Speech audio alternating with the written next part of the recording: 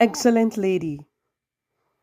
It's been quite a while because we took a break to do some book readings and to reflect on so many things that we have learned this year. But today, we want to continue our podcast with a discussion around privacy, strategic privacy as a leading lady. It is a very important thing for you if you are going to be successful. Oftentimes, we see that ladies are very open, too open, in fact, in the when it gets to the when the spirit of gossip comes in and so on. As a leading lady, you've got to be very tactical and know what to say and not what to say. That is what they call being strategically private, you know and there's a saying that the most profound growth and achievement happens in silence. The whole world does not need to know every stage, like some of us do on social media. We put everything on social media, every stage. Oh, today, 44th or the 4th of so. You bought the dress has been measured, and then the next week the dress has been sewn, and then the next week it has gone to the laundry. We don't need all those things because the world is not friendly. Do you know that it is necessary to maintain this level of privacy in your life? Let me just ask you, do you believe that? You may be saying, are we not already private? After all, there are so many things that we keep private. But I'm talking about the privacy in terms of what to share, like I said earlier on. How you share them, when you share them, you know, who you share them with.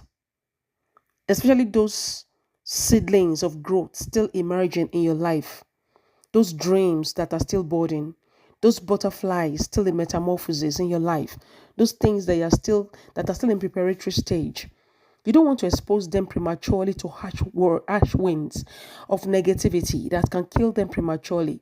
You don't want to have a miscarriage of destiny babies, that are still in the womb. And talking about that, there are many reasons that causes the miscarriage of biological babies, mostly external things, apart from the resource factor. What to take in or what to do to your body can harm a growing fetus.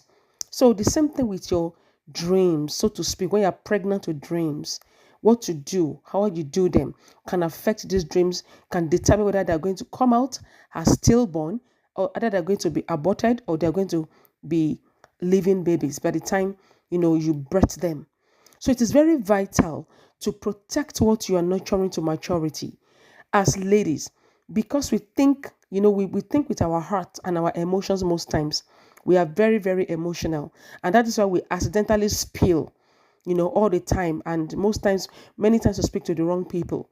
That is why we're taking a little time to look at this, to do this podcast, so that we can look at these miscarriages of dreams that you're having, the abortion of your dreams. It may be caused by you speaking to the wrong person at the wrong time or the wrong atmosphere. In every situation and with every single person in your sphere of contact, you need to know how much or how far to spill. I'm using the word spill because that is exactly the best word for how we disclosure of things that happen in our lives. You have colleagues, you have acquaintances, you have general friends, you have close friends, then you have family members. What to spill to every category of people in this, in this these terms I've just used, they are all different. Not everybody is interested in your well-being. Not everyone is interested in your growth. Not everyone is interested even in your good or bad news. Not even everyone is interested in your failure. It's really none of their business, except they've been assigned or sent, to support you or to help you. So if you're not clear about the role of somebody in your life, be very careful what you spill. Otherwise, it might come back to bite you. Even in this digital age of data exploitation, we tend to forget that social media never forgives. We just launch things out there. We're not supposed to be caught napping. Privacy is ultimately about human information. And this is important because we know that human information confers power. Information is power. That is the power you have. When you release this power, when you release information, you've lost your power. So there's some certain information you're supposed to hold back, but that is your power. When somebody says silence is golden, you don't have an idea what that means. So if you care about our ability to be authentic, to be fulfilled, and to be free humans, then we have to care about the rules that apply to information about our lives. So much of our modern society is structured around information. When you shop online, you read books, you look something up online, you vote, you seek, you seek directions, or anything you do. Just use a Google map, for instance. Anyway, very soon Google Map will be suggesting places you've been to. If you look something up, Google Map will save it and say this as your preferences. Even share with other companies, and companies will start selling you things. We have listening tools. Everything is listening around you. You are discussing something in your room. The next thing, when you open YouTube, that thing will come on you. Why? Because you've released information that they are using to pitch something to you. So everything around you is about information. So if we live in an information society, then the information we release matters. And at the same time, the privacy of what we're not supposed to release matters. And also, I'm not talking about secrecy. So don't confuse privacy and secrecy. We know what happens in the bathroom, right? But you still close the door. So that's because you want privacy, not secrecy. There are always certain facts about us, like your personal health information, your intimate life, personal struggles and habits that we don't want the whole world to know about. And that is okay. So privacy is about empowering your right over your own information, not about hiding secrets.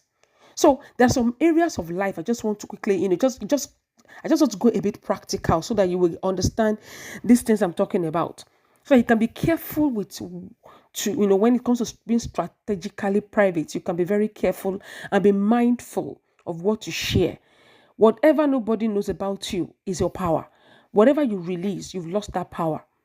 So, for instance, what happened behind closed doors in your family should stay behind closed doors in your family. I'm talking about your family, your relationships, things that are not meant for the glare of the world. Not go and post them on Facebook. Somebody just bought you a pack of chocolate. The whole world must know about it. To what end? Are you trying to, in quote, pepper somebody? You don't need it. That's so petty. So be careful what to share. Share what is only necessary for other people to know. The second thing you should be very careful about and be strategically private about are your plans, your goals, your aspirations. They shouldn't go into the wrong hands. Be careful who you share your plans with. Anyone that is not going to contribute to any plan, don't bother sharing with them. Otherwise, it's going to come back to bite you. Even your movement shouldn't be too predictable. Some of you, from the moment you're dressing up in your room, everybody knows where you're going to. Does that really make sense? You never know what is lurking in the corners waiting for you, since you have already tipped them off. There are many attempts on lives we've seen over and over and over again. It should be enough for you to be careful. Some of you make phone calls very loud. You let the whole world know that there is money being kept in your house. Everything is about the information you release. And then when armed robbers come, you wonder who tipped them off. You're going on the road, people attack you, you wonder who tipped them off. Be careful what you release. Through phones, to talk to the wrong person, be careful what you release. You are in the car with different people, be careful what to say in the car. Nothing is so urgent for you to always spill all the time. Another area, be careful who you share your sorrows and failures with too. Oh yes, not everybody is genuinely interested. You could even make more enemies than friends when you're sharing more with them, because some of them will be happy. You never can tell. There's an adage in Yoruba that says that all lizards are lying tummy flat, but you don't know the one that has stomach ache. And that is the truth. You don't understand. You don't know who is angry. You don't know what is people are processing, about you. You never can tell, except your intuition is very strong. You never can tell. So be very careful. You can't really trust, somebody. I think there's something, in the Bible that speak about, someone that is the enemy. Your enemy is someone that lies in your bosom, that kind of thing. So even the holy book, the Bible, is very, very particular, about keeping privacy. So be careful. Another area is to be careful sharing the secrets of your success. You have a secret, you have something that works for you. If it's not a general advantage, You have a specific advantage that is not common to everyone. For instance, maybe in your industry, there's a particular client that everybody, that buys up that chooses to buy up the whole market indirectly or something like that. I'm trying to see something that is very neutral. You know, someone that makes you sell every day because that person is your major customer, and meanwhile you know that everybody wants this particular customer, and they're always wondering who supplies this customer. You don't have to go to the one and say, it's me, I'm the one supplying the customer. You don't have to disclose that to anybody. You are not being selfish. You could share. There are so many ways people can do things, but there's some advantages that you could have. That's what I'm telling you. Because once you spill it out, just know that it's gone.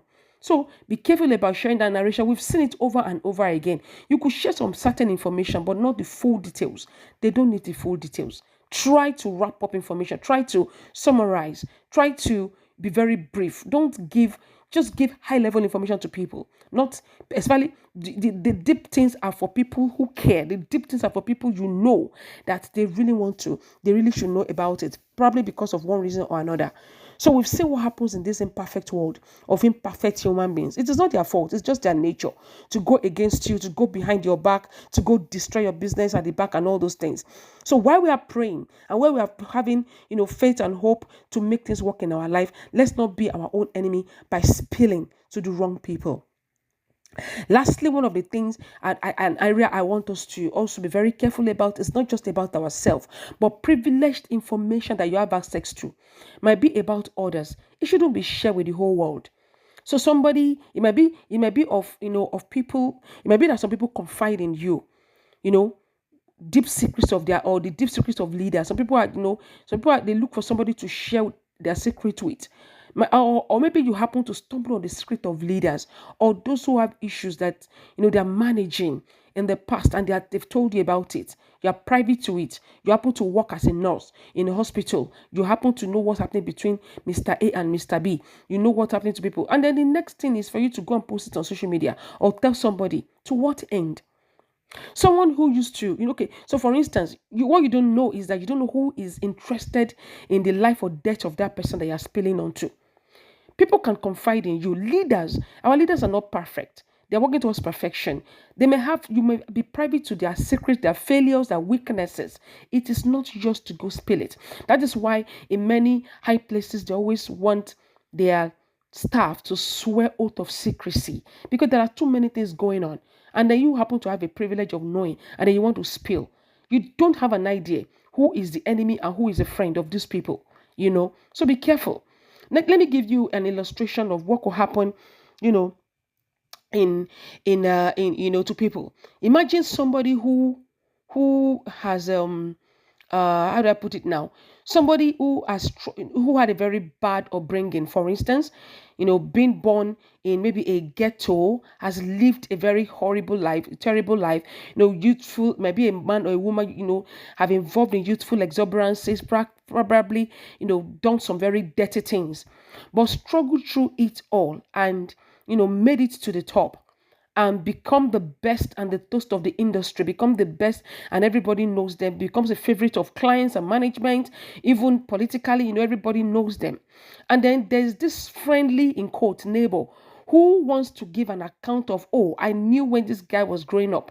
And then, says that, oh, in his early days, I knew when he was at so place. And, how he struggled, how he this one, how he's that one, telling the whole world graphic details of what this guy went through, just to in his own mind as a good neighbor. He was trying to say, oh, how people can rise, but he has shared too much.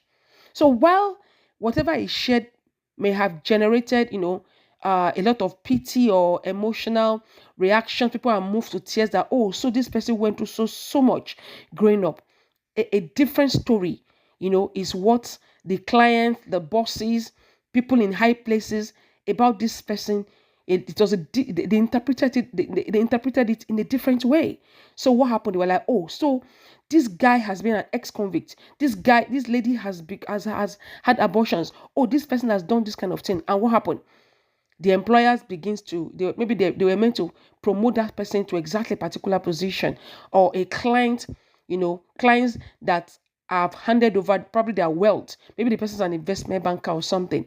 And then they will call the management and say, look, we cannot trust this person. We are withdrawing our money.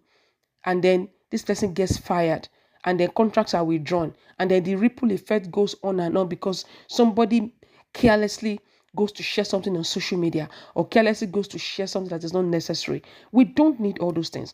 That you know what happened in somebody's life is a privilege. It's none of your business to share with anyone. Be somebody that can be a succor where people can trust, not people that can spill. People are afraid around you that what they are saying you may spill. So as we can see, if enemies wants to destroy you, they need information. If well-wishers wants to promote you, they need information too. So choose who, what, where, and when you share information. Privacy is the assurance that your data is only seen by the parties you intend to view it. Again, privacy is the assurance that what information about you is only seen or heard by the people you only want to share it with. Be careful. Privacy is progress. Your privacy is your power. And so your privacy is really up for grabs. Know this and know peace. And as you continue to meditate on these things and think about it, be careful. From tomorrow, begin to be careful about what you share. Not everybody necessarily needs to know what is going on, your weaknesses, your strength, everything. Even Samson, there's so many examples around.